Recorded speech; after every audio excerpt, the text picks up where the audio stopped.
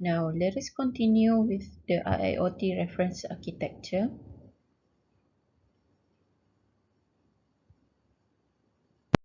The last part we want to see on the IIoT architecture will be the key system characteristics. For the key characteristic for the connectivity function are usually the performance.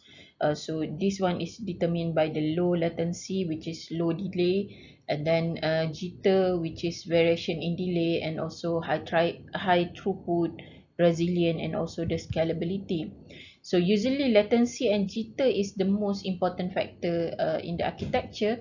Why? Because we want a very short reaction time as their action are often tightly coordinated with real world processes. So we don't want any delay, and we don't want any variation of delay in the operation, so that the performance of the what we call the factory or the production or something like that will not be disturbed. And then the second one is scalability. So if you can see that there will be a lot of sensors and end nodes that might be connected. So this architecture, the system that developed for this IoT must be able to grow to accommodate them all. If not, if let's say you set up with a very small scale architecture, you it might be very difficult for us to expand it, to scale it into a bigger scale once what we call the system already matured enough. And then the last one is resilient.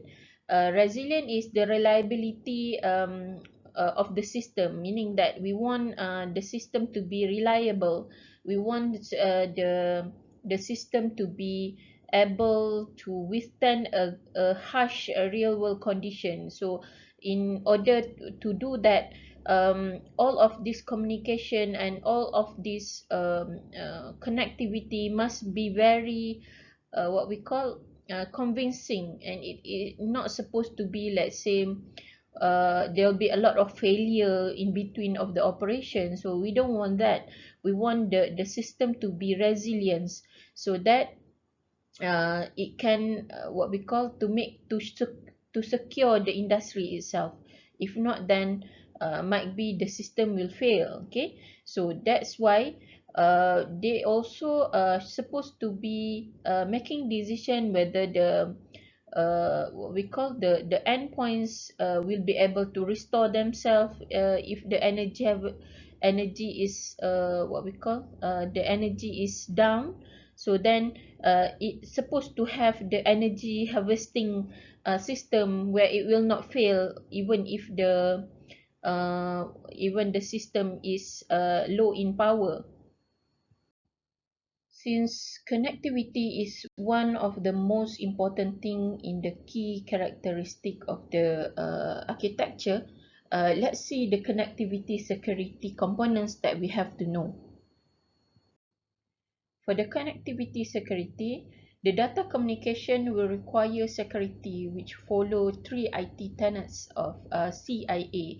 What is CIA? C is the confidentiality, I is integrity, and A is availability. So, however, in IIS security, in context of the endpoint, they have to follow these requirements. Okay, so what is the requirement? It is explicit endpoint exchange policy via access management. So there are two things that they have to follow, which is authorization technique, which is it's able to identify an access management technique and system. And another one is encryption, for both for the identity authentication process and for the data in flight. Okay, so the next part that the connectivity security must have is about the long life cycle. Okay, so in this architecture, it's supposed to be able to withstand a longevity, and it's supposed to be easily replaced or upgraded if the device or the component is fail to function. The next thing that we have to know is the key functional characteristic of the connectivity. So, the most important thing when it comes to the connectivity functions, the key role is to provide a common syntactic, which is we want to make sure that all the endpoint and at the end it will speak the same protocol and determine interoperability between endpoints so that they can understand each other. So another thing is the information also must be structured so that each node can build its data in a common format and understand the exchange information. So if let's say the endpoint and to another endpoint does not understand each other, so the system will collapse because it is not meaning that like one people is talking English and another person is talking in Malay, and both of the people is not understand each other. Okay, so that's the same for the endpoints also. We want the information to be structured so that both of each point can read the data and understand each other. Okay, and then the next key functional characteristic that we need to know is delivery and permission. It's supposed to be able to enable the intelligent decision, discovery, and information exchange between the nodes, because this is IoT. We are not talking about the traditional way of identifying and delivering the data. Okay, so since it is an IoT, it's supposed to have the intelligent decision. It's supposed to be able to discover all the information and information exchange between the node automatically. And then a connectivity framework could support the authentication and authorization. So we must make sure that this framework, this connectivity framework, will be able to support this authentication and authorization. They're supposed to know who are the what are the end nodes that require the information, and we must make sure that that data is not leaked to each other. So they need to authenticate and authorize the data released to that endpoints automatically. It cannot be like, or anybody can access to it. So they must have a system where it can authenticate and authorize the data information exchange. So previously we already see the design, how the communication can be made through different protocol, right? So communication can be peer to peer, it can be client to server, or it can be published or subscribed. We can see already different type of protocols previously in the previous lecture about the MQTT, DDS, AMQP, right? So this thing of are going to be used in the system. So the system itself supposed to be able to solve the problem in between this different type of communication. Okay, so let's say this endpoint using MQTT, this another one is using DDS. So how does all these thing can be what we call organized, and it can be function as one entities. So that one is one of the key function characteristic that need to be considered by the industry.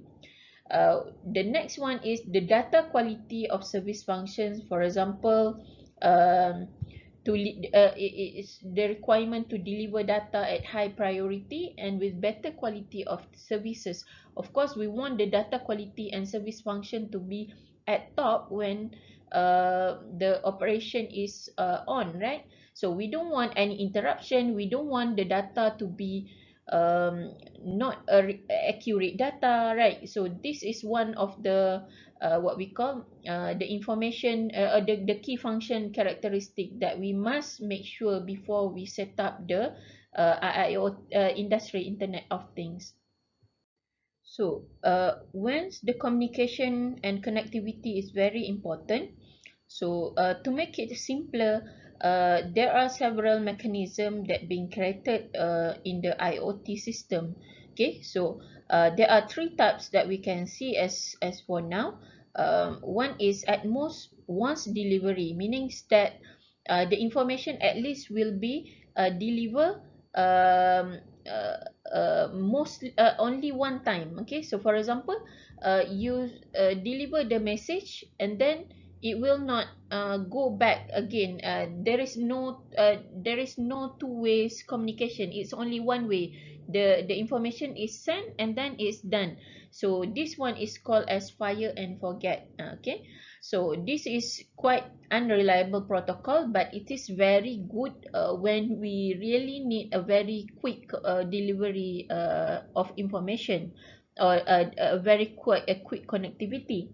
So another one is at least once delivery. So this is a quite reliable delivery where it is using TCP/IP, where every message is delivered to the recipient. So at least once the all of this message will be delivered to the recipients. And the last one is exactly once delivery. So usually this technique is used for batch job, meaning that it deliver all the information in packets. So that there'll be quite a lot of information. So it's not good if, let's say, you want it to be a very fast delivery of the information. Okay, so because there will be excessive latency and delay, and also it might also have jitter due to this heavy information. Okay, so this one usually when you are not really focusing on the time when you want to deliver the informations. The last two key functional characteristic of connectivity that we have to know is lifespan and also fault tolerance. So for lifespan, we want to make sure that when we want to set up the IIoT, the lifespan of the end nodes, the lifespan of the what we call the connectivity and everything must be within the time that we want it to live. Okay, so we don't want, let's say, if you set up for that things to be changed after 20 years, we don't want that part to be one certain part only function for 5 years, and then you have to change again and again. Okay, so when we do this, we have to make sure that the lifespan of each of the part for this connectivity is functioning for this life span that we want. Okay, and then for the fault tolerant, it ensures that there is a fault survivability and alternative routes of hardware redundancy is available. So for example, if one device or one end nodes is down, another what we call connectivity can take up that things.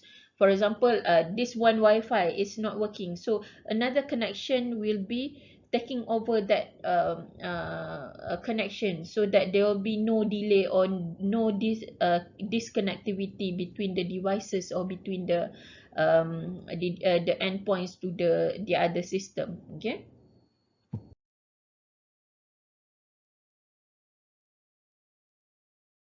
Apart from that, we have to know also about the key function of the communication layer. So the most important thing in the communication layer is to deliver the data to the correct address and application. However, we know that there are a lot of potential technology. We do have a lot of protocols. For example, there are TCP/IP, there are UDP, there are field bus, RTP, and a lot more type of communication layer. So the problem is most of this communication protocol are asynchronous, and this is a major issue. So we must make sure that we want to set up the IoT. This communication layer is supposed to deliver the data. It doesn't matter how we want to set up the protocols, how many protocols that we want to use, but then in the end it's supposed to deliver the data to the correct address and application. The last part that we're going to look today is data management. Okay, so data management is very important because we are dealing with the industry. There will be a lot of data that coming in the process. So it is very important to have the architecture on the data management. Now, let us look into the first thing, which is query.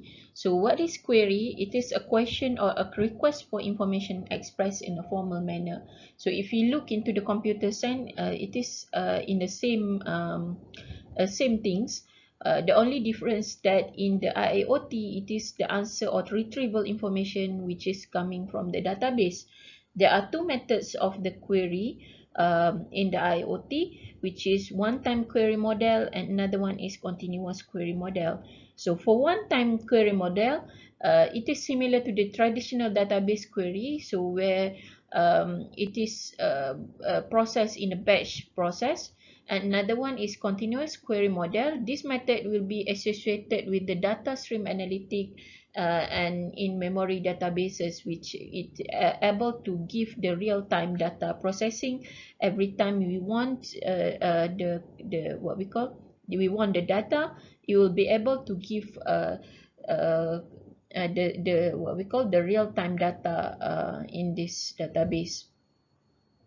In the data management, storage, persistence, and retrieval also very important uh, because it will provide the functions that enable the creation of audit records, and then it's supporting simulation via replay, and also provide reliable storage and scalability via the cloud storage. So that's why storage, persistence, and retrieval function is very important in the data management. There are several forms of data storage that supported in the IIS.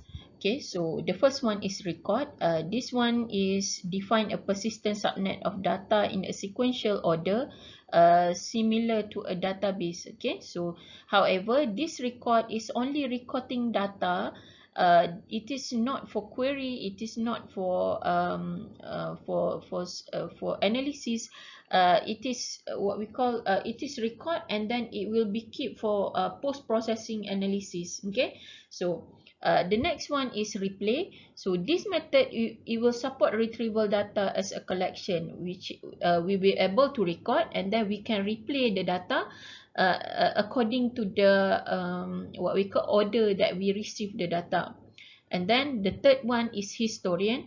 This one, it collect and store the data from local machine processes for batch processing. So meaning that it collect all and store all the data, and then it will be processed later by batch. Okay. So the last one is the big data. This is the one that we are already talking about in the IoT, where it is a modern preferred solution for managing and storing a lot of data. Okay, and then it also have the ability to store vast quantity of data down to the cloud's elasticity and cost effectiveness. Okay, so and it able also to provide us with the instantaneous analysis, like the one that we already see previously in the big data characteristic. The last part that we're going to look into it is the advanced data analytic. Okay, so advanced data analytic is something like the one that we already see previously in the M2M. It is not something new. It's already, the data is already being what we call analyzed in the previous system. Okay, the concept has been around for many decades, so only that the algorithm and method currently has been changed to make it easier and to make it more efficient.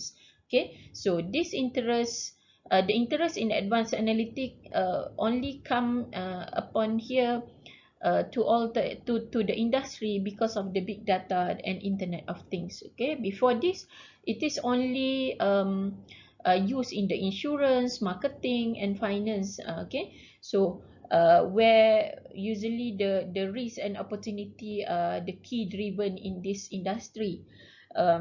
So when the big data come, so there are a lot of information coming in, and then we have to make sure that all the decision making is smooth. We want to reduce the risk, and we also want to optimize business outcome.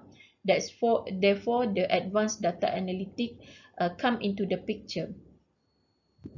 Now, for the advanced data analytic, previously the focus is more on the descriptive analytic.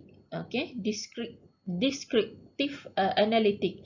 So the question that always come when we do the descriptive analytic will be on the what happened and how many, when, where, only on this area. Okay, so we only see the current problem only. Okay, so but in the advanced data analytic for the IoT, we need it to be more advanced. Okay, so we want the solution before the problem come in. We want what we call a prediction of the problem before it is happen. Okay, so we can also diagnose automatically whatever the problem that come up during the operation. So that's why uh, when it comes to advanced analytic, this method has been included into the picture. So instead of just descriptive analytic, it come to diagnostic analytic, where uh, they will question why did this happen, what should we look into, what will happen. Okay, so and then uh, they come out with the predictive analytic, what will happen next and what is the pattern of the problem, so that people can predict what will be the action that they can take before it happen. And then prescriptive analytic, what will be the best action and what if we try this. So this is to make sure that the operation is optimized through this advanced data analytic. That's all for today's class. Thank you very much for listening. If you have any problem, please do not hesitate to contact me, and so that we can discuss the problem. Okay. Thank you very much. Assalamualaikum.